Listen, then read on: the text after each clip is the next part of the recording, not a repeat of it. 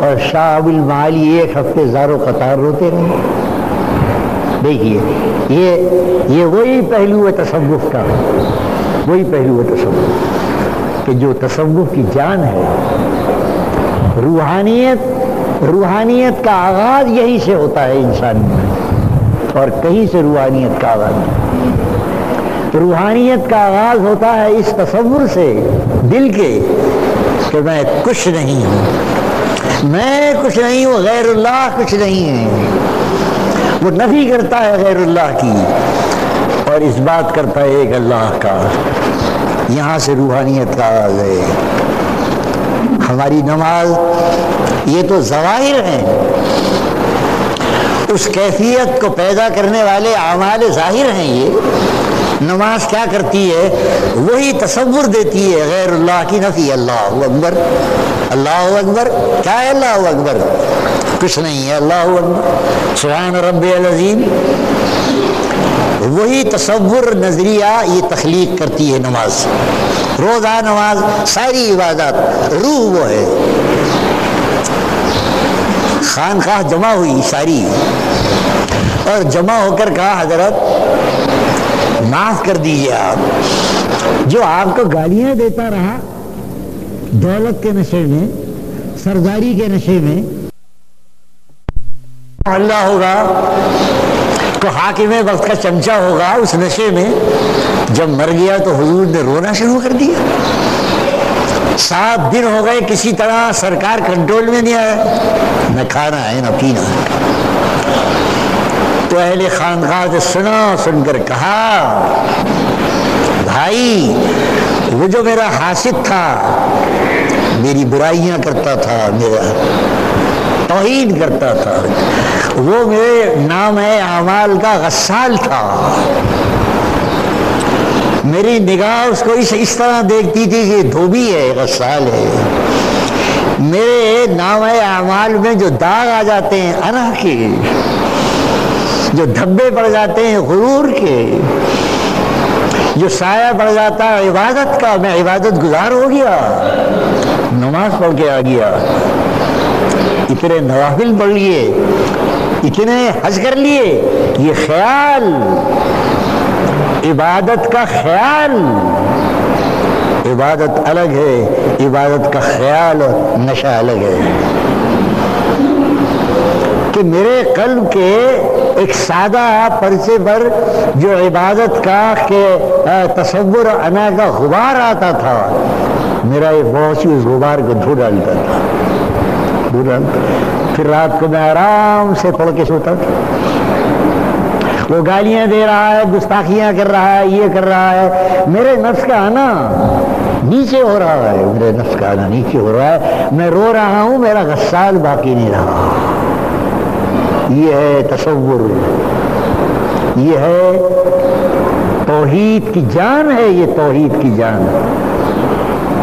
اہل توحید وہ اپنی تعبیر پہ بات کرتے ہیں، اہل طریقت ان کی اپنی تعبیر ہے، تعبیریں الگ الگ ہیں، لیکن روح کیا ہے؟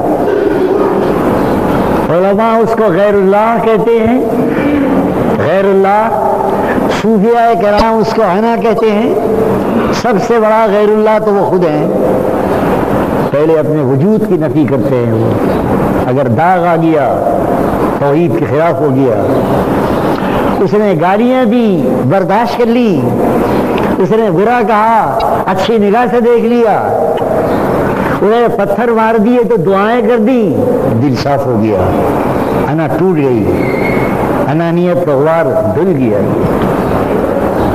یہ ہے تصور اس کا. اب میں اس کی ایک مثال دوں آپ کو. یہی شاہ عبد المعالی رحمت اللہ علیہ یہ کہا کرتے تھے اپنے واضح بیانوں میں کہ کلمہ توحید لا الہ الا اللہ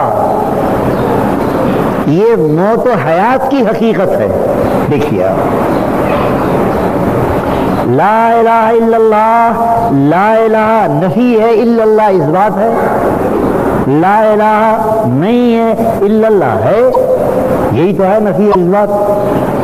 تو شاہ صاحب یہ کہا کرتے تھے کہ لا الہ الا اللہ کی طاقت کیا ہے؟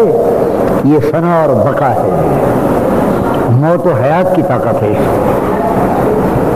دعویٰ کرتے تھے تو ایک روز یہ تھانے سر کی خانقاہ میں تشریف رکھتے تھے، شیخ جلال الدین تھانے سی ان کی خانقاہ گئے ہو اور صوفیہ کبار بیٹھے، پھر نعرہ لگایا انہوں نے شاہ المراری نے، کیا سمجھو لا الہ الا اللہ؟ ارے لا الہ الا اللہ کے پاس تو موت اور زندگی دونوں ہیں۔ کچھ لوگوں نے کہا کہ جناب یہ معمہ ہماری سمجھ میں نہیں آتا، جو آپ بیان کرتے ہیں کہ لا الہ پہلا فقرہ نفی، دوسرا اس بات، نفی میں موت اور اس بات میں حیات، کہاں ہے یہ تماشا کیا ہے؟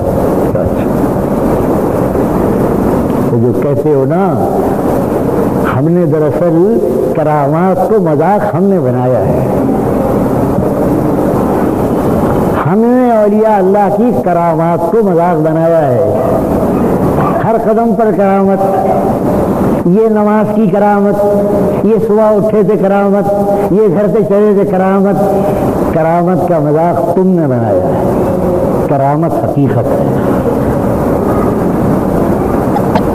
جس طرح انبیاء علیہ السلام کا معجزہ ان کی نبوت کی طاقت ہے، جب نبی طاقت اس کی نبوت کی جلال میں آتی ہے وہ چاند دو کر دیتا ہے، تو کیا کر دیا؟ شک کر دیا، نبوت جلال میں آتی ہے۔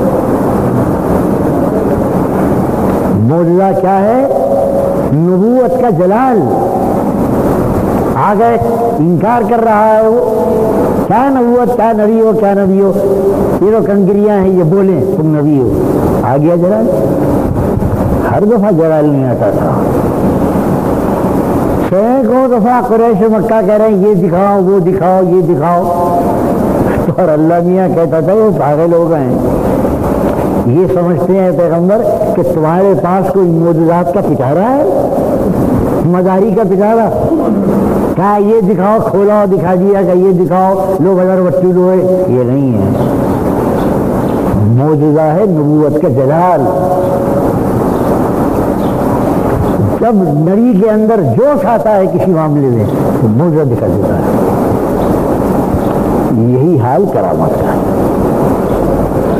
کرامت اولیاء اللہ کی ان کی ولایت کا جوش ہے، جب ان کی ولایت آگے آتی ہے لوگ اصلاح قبول نہیں کرتے ان کے واس کو، ان کی نصیحت کو، تو وہ اپنی ولایت کا ایک جوش دکھا دیتے ہیں کہ ہم ولی ہے، دیکھو یہ کرامت، کرامت کوئی مذاق نہیں ہے، یہ کوئی بازیگروں کی بازیگری نہیں ہے کرامت۔ ہم نے اس درجے کرامت کو عام کر دیا ہے، جماعت وہاں بیٹھی تھی، کھانا آ گیا کرامت، وہاں سے چلی تھی ریل آ گئی کرامت، یہ بے وقوفی کی باتیں، یہ اتفاقات ہیں۔ تین لفظ یاد رکھیے آپ، ایک ہے معجزہ، ایک ہے اتفاق۔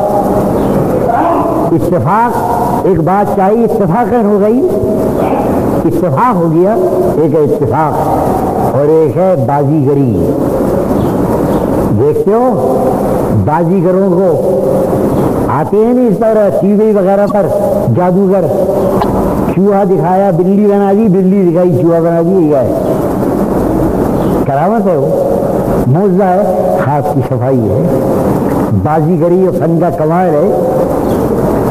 تو ہمارا کیا حال ہو گیا ہے کہ ہر بازیگری اور اتفاق کو کہتے کرامت، اولیاء اللہ کی کرامات کا لوگوں نے مذاق بنانا شروع کر دیا، ہم ذمہ دار ہیں۔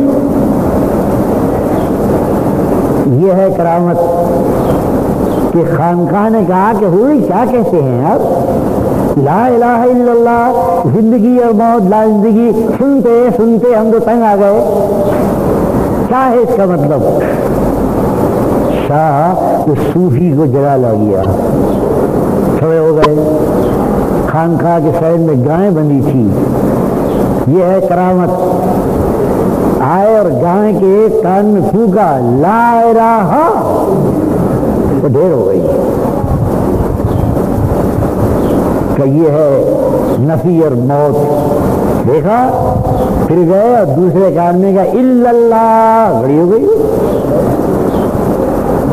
یہ کرامت ہے, یہ جادوگری نہیں ہے, بازیگری نہیں ہے, یہ اتفاق نہیں ہے, یہ مذاق اڑانے کی چیز نہیں ہے.